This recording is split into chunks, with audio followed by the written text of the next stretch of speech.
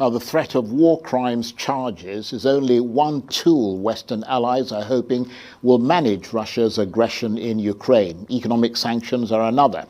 But some observers are asking if they are having any effect. Well, Dr. Eugene Nivorozhkin is an associate professor of finance at UCL School of Slavonic and Eastern European Studies. He started his academic career in economics at Russia's Rostov State University. We spoke earlier, and I started by asking him what effect the sanctions are having on the ordinary person in the street in Russia.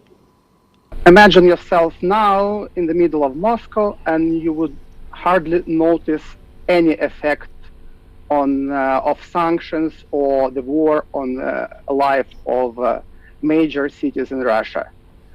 So to understand the goal and the effect of sanctions, we have to differentiate between sanctions which are targeting government institutions or branches of the government, individuals in the government and business, specific industries, and then individuals, throughout the establishment and business. So, and obviously, due to the short period since the sanctions were undertaken, the effect varies, and some of the sanctions were not expected to have an immediate effect. So clearly, the sanctions targeting government branches do have an effect, as, for example, the reserves of the central bank are frozen at the moment, which will likely to lead to default, technical default on the part of Russia on its foreign obligations. The same issues, are faced by a number of major Russian companies. So the whole supply chain, right, and Russia is still integrated quite significantly with the rest of the world, right? They do have an effect. But this effect is not seen outside of the government offices and business headquarters.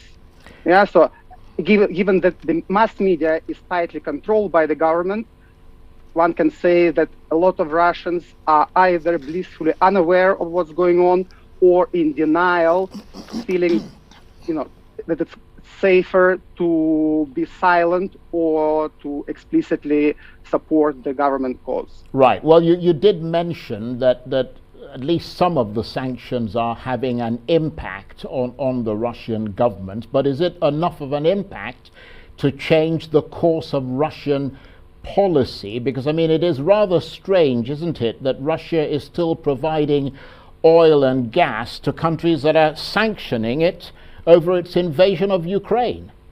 Yeah, so the sanctions are selective, and given the resource dependence of Europe, particularly on the Russian gas, on Russian natural resources, these sanctions, for example, are not currently targeting the imported gas from Russia. So as a result, the Russian government gets tens of millions, right? Since even the beginning of invasion, it has received tens of millions of dollars in for gas supply. And gas supply, surprisingly also, the gas supply which goes through Ukraine, to Europe, has not been disrupted. Not a single gas pipe has been damaged during the course of war. So which again indicates that it's in both the interest of Europe and Russia not to affect this industry, this business relationship. Nevertheless, there is increasing talk about, for the reasons you underlined, there is increasing talk about stopping to buy Russian gas. So again, it's a major step, which requires a lot of planning, and obviously, the Ukrainian president is visually disturbed by this, by the delays in resolving this type of issues. And so it's a subject of a major debate, like full economic embargo, for example, trade embargo. It's this type of solutions are discussed, but most of the Europe is not ready, sort of, to take major steps. Beyond the broader effects of sanctions and their impact on Russia, you touched briefly on the impact on ordinary people? You are, of course, a Russian yourself. Presumably, you've got friends and relatives in Russia. I wonder how all this is impacting on them. I mean, do they see it as a bloody and tragic story that's destroying the future of both Russia and Ukraine, in addition to theirs? Absolutely. So again, part of what I already told you is based on the first-hand information I get from friends and family in Russia. And, despite this being a very sort of personal matter for a lot of them, because, until recently, I haven't been distinguishing people who are ethnically Russian or ethnically Ukrainian, right? And only now we suddenly discover that, someone I was always thinking of as a Russian person is in fact ethnically Ukrainian, right? It's never mattered, and clearly there's no sort of visible indicators of the difference between ethnical background, Russian and Ukrainian ethnical background. So again, in the beginning, obviously there were a lot of worries about the potential effect. Some people, and again, the effects are twofold. One effect is in the form of deliberation of the freedom of speech, right? So basically, a lot of people are concerned with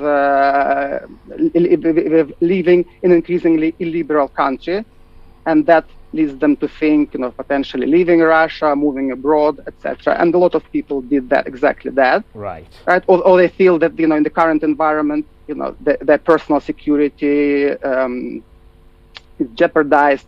So again, from the point of view of practical life, a lot of people were saying that, they were basically affected by the propaganda on TV. So their official position towards the war, or at least the ones they were willing to voice, is usually either supportive or loyal to what the government does. Right. In terms of their everyday life, yes, there were a couple of episodes concerning sort of everyday goods. So, for example, there was a sort of panic demand for sugar, and for a while, for a few weeks in Russia, there was a sort of panic. And that's Dr. Eugene Nivorozhkin, who's an associate professor of finance at UCL School of Slavonic and Eastern European Studies, talking to me earlier about the impact of Western sanctions on the people of Russia.